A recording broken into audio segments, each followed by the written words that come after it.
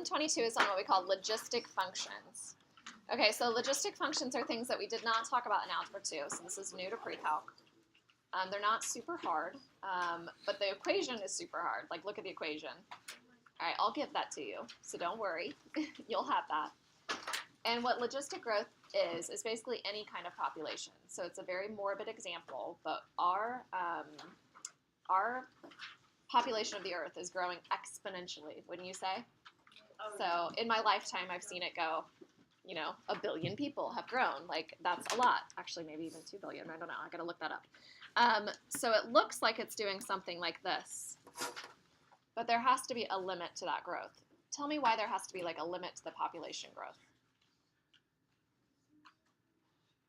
No one knows why the growth of the population. Yeah, Eilish? In terms of space, there has to be a cap. Yeah, space. Yeah, we can't be on top of each other. If people are on top of each other, that leads to disease, right? And also resources. So do we have enough food to feed the population? So that's why we sometimes have new technology that allows corn to be grown in, like, Africa and so on. So we have a limit to our growth. Okay, so unfortunately it looks like it's going to be exponential, but it actually does this. And there's a horizontal asymptote eventually. So that's called a limit, that line is called the limit to growth. All right, that's a logistic function then. So a logistic function is where it looks like it's going to be an exponential function. So there's a horizontal asymptote down here. Girls, please stop talking. So there's a horizontal asymptote down here, but there's also a horizontal asymptote up at the top. So there's 2 horizontal asymptotes. Okay, so the logistic function, like I told you, will look like this, and I'll give you those 2 equations on your test. The horizontal asymptotes are y equals 0 and y equals c. Okay, we can find those by doing kind of like limit problems, but you'll talk more about that like in calculus. And the y-intercept is c divided by 1 minus a. We find that by plugging in 0 for x. So do you guys see what happens when you plug in 0 for x? What does b to the 0 become? 1, so we get c over 1 minus a. Same thing here, if you plug in 0 for x. So you don't have to memorize that. You can just plug in 0 for the x value, just like we always do when we find a y-intercept. And then the turning point, which is often called a point of inflection in calculus, occurs halfway between the horizontal asymptotes. So this is kind of like the turning point. And that's going to happen halfway between those 2 horizontal asymptotes.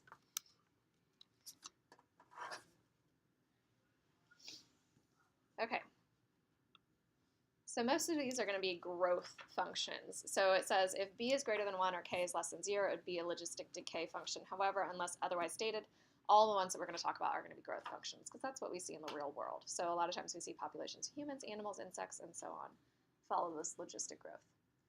So it says sketch a rough graph of each function, find the horizontal asymptotes and the horizontal line in between them, which shows you where to turn and the y-intercept. Okay, so let's look at it. So we have 2 equations for our logistic growth. So the one on the left up here and the one on the right. So which one does this look like? The one on the left or the one on the right? The left. The left. Why do you think that? Because there's no negative. There's no e, there's no negative. Yeah, so I would look for the e. So we're going to use the 1 plus a times b to be x. Okay, and we always need a 1 here. So do we have a 1? Yeah, we're good. If we don't, we're going to have to do something to that. So can we identify these values? Sure. So we have c is equal to 5, a is equal to 4, and b is equal to 0.2.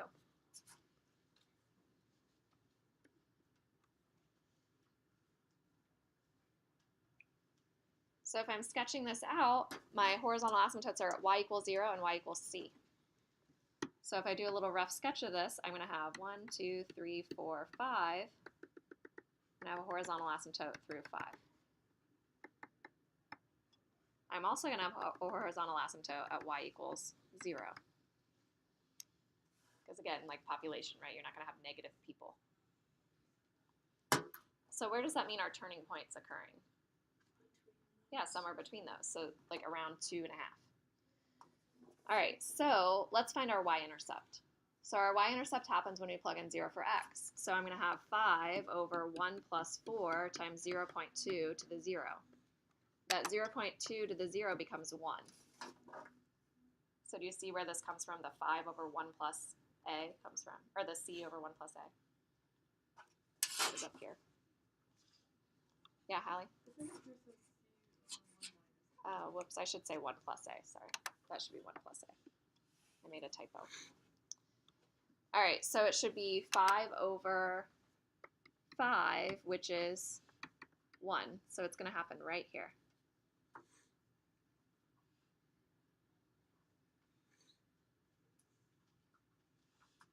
So our rough sketch should go along that, around here. And then we should have like our turning point at 2.5. So somewhere around here, we're going to start going, like, not decreasing necessarily, but like the rate of growth is getting smaller. Like it's not going up, up, up, up, up. It's starting to, what do we call that? The diminishing rate of return or something. Yeah. So we just kind of guess where the turning point is? Yeah, so the question, like, how can we actually find that turning point? Could we find it? Yeah, you could actually find what that point is. And the way that you would do it is you would plug in 2.5 for the y value, and you'd have 5 over 1 plus 4 times 0.2 to the x, and we'd have to find that x value. Okay, so let's think about this logically. So I can do a lot of manipulation of this, but let's think about the number 2.5. What fraction is that? 5 over 2, right? So I want all of this to be 2. So you could multiply that over, you could divide by 2.5, you get all of it equals 2. So I'm going to have 1 plus 4 times 0.2 to the x equals 2. And we can solve that, right? So I'm going to subtract the 1 over. So 2 minus 1 is 1. I'm going to divide by 4. So I get 0.2 to the x equals 4. And I can solve it out. So how do I solve something like that? Switch to the log. Yeah, switch to like logarithmic form, take the natural log of both sides. So let's find the decimal. So if I do that, I would do natural log of both sides. That would drop the x.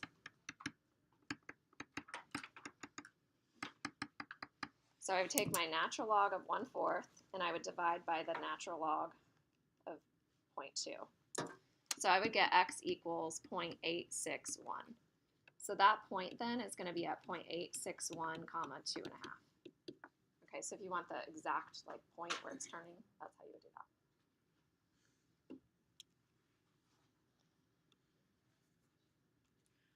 All right, so let's do the next one. Yeah. Sorry, I'm confused why you equaled it to 2. Y was equal to 2. Oh, dang it, 2.5. No, okay, 2, yeah. Because you can multiply this part over and then divide the 2.5 over. So what I was saying is the easiest way to think about it is 2.5 is a fraction, right? It's 5 over 2. So if you have 5 over 2 equals 5 over a bunch of junk, the 2 should be equal to that. Oh. That's the quickest way of doing it. So I always talk about that with my AP Calc students, because so often they're like solving these like problems and they're really not complicated at all. Like the other day we had something that was like 4 minus 4x equals 0. And I watched as someone was like minus 4, negative 4x equals negative 4. Divide by negative 4, divide by negative 4. And I was like, oh my gosh, you are an AP Calc. Like we need to be faster than this. You only have a limited amount of time on the test, right? So when you see something that's like 4 minus 4x, you should be thinking, oh, 4 minus 4 times a number equals 0. What's that number have to be? It should be 1, right? Does that make sense? Do you guys all see that? That should be 1. Yeah, so kind of get to that point where you can do some of those steps quickly. All right, so here we go. So let's do this next one. So I have f of x equals 20 over 1 plus 3 times e to the negative 2x. So now this is in the other form, right? So this is in the form f of x equals c times 1 plus a to the e to the negative k, or kx. 1 plus a e to the negative kx.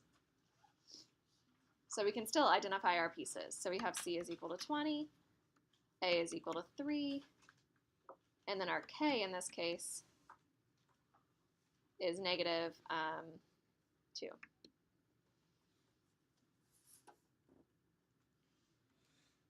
Okay, so it's pretty much the same equation. It's just using a instead of like a generic b. Or not a, sorry, it's using an e value, like the limit to the, what do you call that? The continuous growth rate instead of the b. Yeah, do you have a question? Yeah, is k, since it's like negative kx, is k just 2? Like, Oh, yeah, that's true. Yeah, k is equal to negative 2. So, or to 2. Thank you. Man, you guys are catching all my errors on this one. All right, so here we go. So let's start it out again. So our limit to growth, what is it going to be? 20. That's going to be our horizontal asymptote up here. Oops, 20. And then our other horizontal asymptote, it's still 0, yep. So our turning point is going to happen when y is equal to 10. Yeah. Is 0 always going to be a... Yeah, the only time it wouldn't be is if you had like some kind of like -5 on the end where it would shift it down 5. But I'll give you all of them in this form. All right. All right, so what else do we need? So we need the y-intercept. So what do you guys think the y-intercept is? Yeah, it's 5 because you'd have 20 over 1 plus 3. So 20 over 4 is 5. Let me do 5, 10, 15. So it's crossing here. So we know that that turning point is happening where the y value is equal to 10. So sometimes people really lightly put like a little not a horizontal asymptote, but another like dotted line there so they could see it. So if we want to find that value, we would just do 10 equals 20 over 1 plus 3e to the negative 2x. So what does the 1 plus 3e to the negative 2x have to equal? Do you see it? So instead of multiplying it over, dividing by 10, right, do you guys see what it has to equal? 2. And then we solve it out. So you could subtract the 1 over. So I'd have 1. I divide by 3. So I get e to the negative 2x equals 1/3. Natural log of both sides. So I get negative 2x equals natural log of 1/3, which is negative 1.0986. Divide by 2, negative 2. So I get 0.5493. So 0.549, somewhere around there. So I don't care where you put that. Like you can adjust your scale here if you want, but it's going to be, we call this concave up in calculus, and then it's going to be what we call concave down. Do you guys know what I mean by concave up, concave down? Like from here to here would be what we call concave up. From here to here would be concave down. Do you see what I mean by that? It's a very visual thing. Sometimes people say holding water, but I don't like that because sometimes it's like this doesn't hold water, right? The water would just slide right down this little water slide, right? But yeah, more like a bowl shape. Yeah. So what's the difference between the two equations if they each have... They're basically the same, yeah. Okay. Yeah, there's still the logistic growth. It's the same parent function shape. All right, so this one has a little bit of a trick to it. So look for things like this. So in both equations, we have a 1 right here.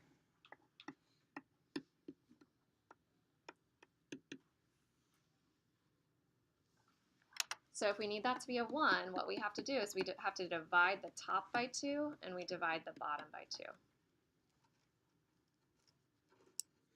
Okay, so it's going to make it 20 over 1 plus, so what number will I have right here instead of 5? Yeah, 2.5. Do you think I need to adjust the 0.25 as well, or just leave it as 0.25? I don't know. Yeah, that's all together. This is all one term. So as long as you divide that first number, the 5 by 2, we're good. The whole thing's been divided by then. Does that make sense? All right, so we can identify our numbers. So our C is equal to 20. Our A is equal to 2.5. Our B is equal to 0.25.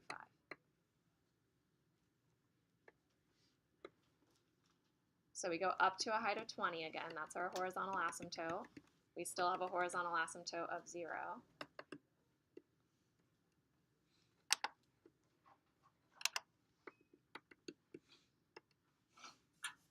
So the turning point's happening halfway between. Yep, a 10. All right, y-intercept. What do we think the y-intercept is? 20 divided by 3.5. Not as nice this time, right? So 5.714.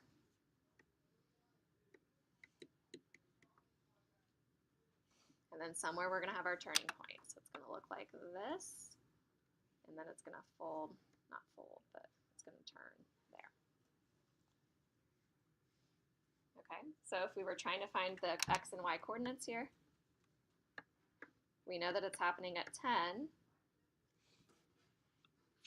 so you would plug in 10 for the equation. 10 equals 20 over 1 plus 2.5 times 0.25 to the x. So do you see how the 1 plus 2.5 to the 0.25 to the x is equal to 2?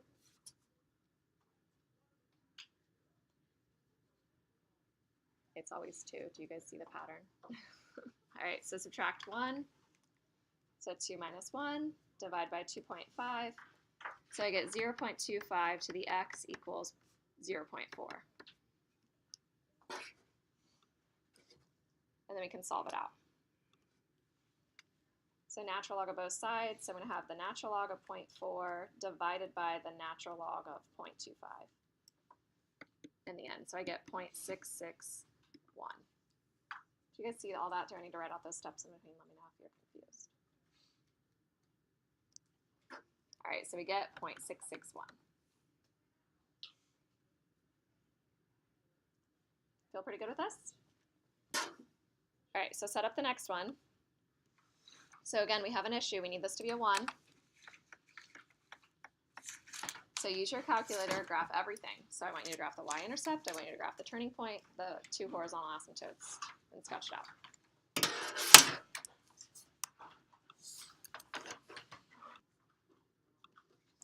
All right. So did anybody notice something like when you divide it by 5, is there something weird about this formula that's not quite like, yeah, did you notice it, Greta? It has 2 times x. Yeah, it has 2 times x instead of x. Now that's not a big deal for us, okay, so it's not going to really lead to any issues. But if you did want to get it in that standard form, what we would do is we would rewrite the 0.35.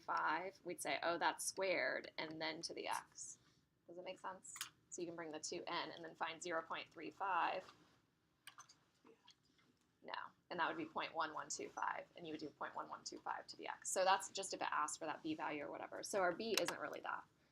But the value that we do need is our c, and so we end up getting c is equal to 17. Did you guys all get c equals 17? Good. So we can start sketching it out. So at 17, we have our horizontal asymptote, and then we also have one at 0. Our y-intercept is 17 over 1 plus 3, so 17 over 4. What did you guys get for that? Yeah, 4.25. And so it's coming up, it's hitting that y-intercept, and then it's going to have its turning point a little bit after that, and then it's going to be concave down. So if we find that turning point, that happens at y value of, what, 8.5? Did you guys get that? Is it always double? Okay. Yeah. It has to do with the halfway between thing, right? It's always halfway in there. So it's going to be 8.5 equals 17 over 1 plus 3 times 0.25 to the 2x. So this is where the 2x is going to come into play at the very, very end, because we're going to have to divide by 2x, right? Or by 2. So we're going to have, like, the 17 divided by 8.5 is going to give us 2. So that's what Greta's saying. Is that always true? Yeah, because it was halfway.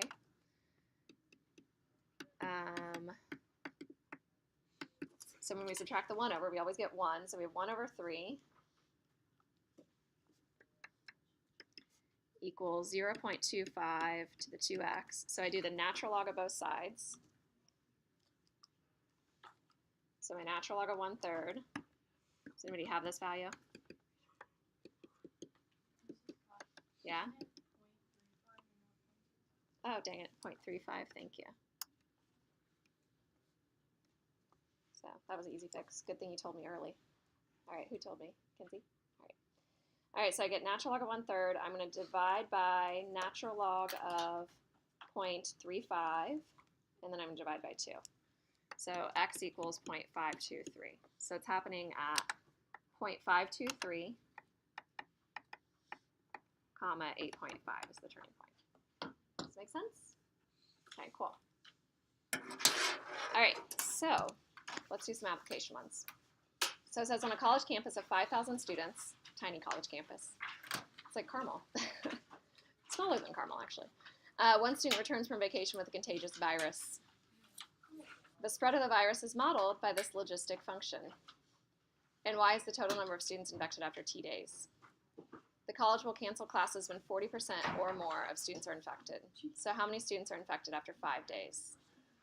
So t, little t, is the number of days, right? So we're going to plug in t equals 5 to find how many people are infected after 5 days.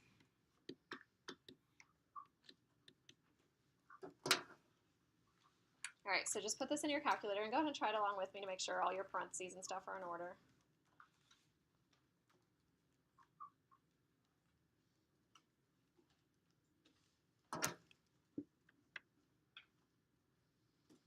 So what'd you guys get? After 5 days, how many people are infected? I got like 54.019. Did you guys get that? So around 54. Okay, so make sure you put parentheses around the entire denominator.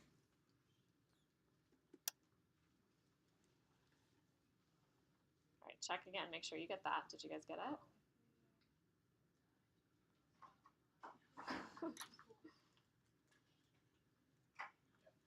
All right, so it says after how many days will the college cancel classes? So if this continues to grow exponentially, it's going to grow pretty quickly. So once those 54 people have it, now they're spreading it to all their friends, right? So we got to find this. So it says after how many days will the college cancel classes? So we need to find what 40% of 5,000 people is. So what's 40% of 5,000?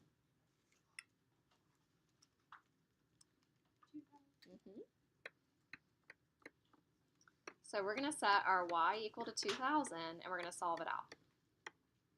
So you could do this quite a few different ways. So if you wanted to, you could graph it, like graph each of those. Oops, that's a t. So graph like y1 is 2,000, y2 is 5,000 over 1 plus 4,999 e to the negative 0.8t. You just have to adjust your window. What would you need your window to go up to at least?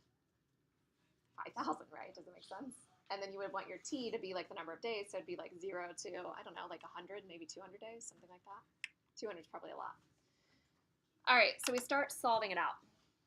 So I multiply my 1 plus 4,999 e to the negative 0.8t over equals 5,000. And I divide by 2,000 and I get 5 over 2 equals 1 plus 4,999 e to the negative 0.8t. And I start subtracting over. So I do 5 over 2 minus 1, so 1.5. And then I divide by 4,999. So right now my calculator gives me a very, very tiny number. So I have 3.006 times 10 to the negative 4th. Okay, and I'm going to keep that number in my calculator. Right, so what's my next step? I'm trying to solve for t. That's a t there. It's a little messy, but that's a t. Yeah, natural log of both sides. So I'm going to do natural log of that number in my calculator. So that made it a little bit nicer. So I get negative 0.8t equals negative 8.1115 something divided by negative 0.8. And I get t equals 10.139 days. So I would say like on the 11th day, they would have to cancel classes. Okay, now let's think about how big that how quickly that happened. After 5 days, how many people had this virus? 54 people. And after double that amount, 10 days, 2,000 people have it, right? So that's a little bit scary. I don't know what virus that is. I'm pretty sure it's not anything that we need to worry about for college classes or for anything like that, but a little bit scary, right? So, so viruses can be spread logistically. And then what would be the most number of people that would ever be affected? 5,000. So the limit to growth is 5,000 people. All right, so next one. So it says the population of Whoville can be modeled by the function P of t equals 20,125 over 1 plus 579 e to the negative 0.14t, where P is the population in hundreds, T is the number of years after 1980. So what was the population in 1980? Yeah, so our T is equal to 0 then. So it's not quite that 20,125, but we would divide by 1 plus 579, because this next part would be like e to the 0, right? Which is just 1. So that e to the 0 part can go away. It's just finding our y-intercept, right?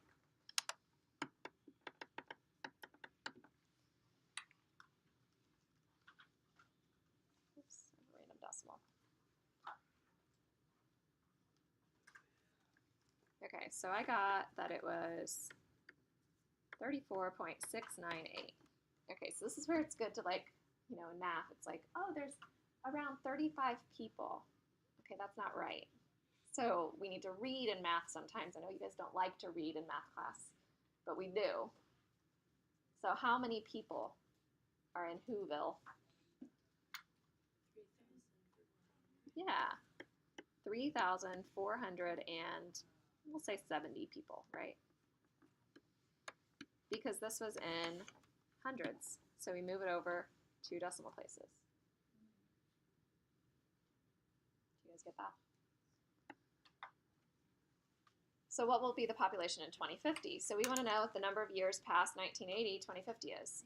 So how many years have passed? 70 years, right? So we have the population after 70 years is 20,125 over 1 plus 579 e to the negative 0.14 and then times 70. Okay, so put that in your calculator, make sure you do it correctly.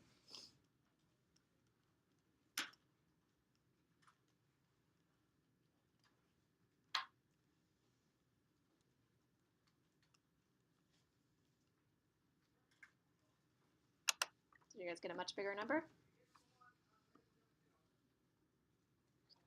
So I got, this is equal to 19,499. Well, I'll do 9.8. Let me do 9.8. To be precise. 98.9572. That's what my calculator told me. Did you guys get that? Mm-hmm. So 19,000 people? No. Yeah, you got to move it over 2 places, right? So 1 point, I guess it's not 19 million, 1,949,000 people. Right, so much bigger. That's why I made it Whoville. Do you guys like watching like the little Whoville people? Ben Horton would really hear them because there would be 1.9 million people. But maybe not when there's like only 3,000 of the little people. All right, good? Did you guys get logistic? It's kind of weird. Like we don't use it. I mean, I think we use it in the real world a lot, but like in math books, we don't use it very often. So this is the one time you'll see it this year. All right.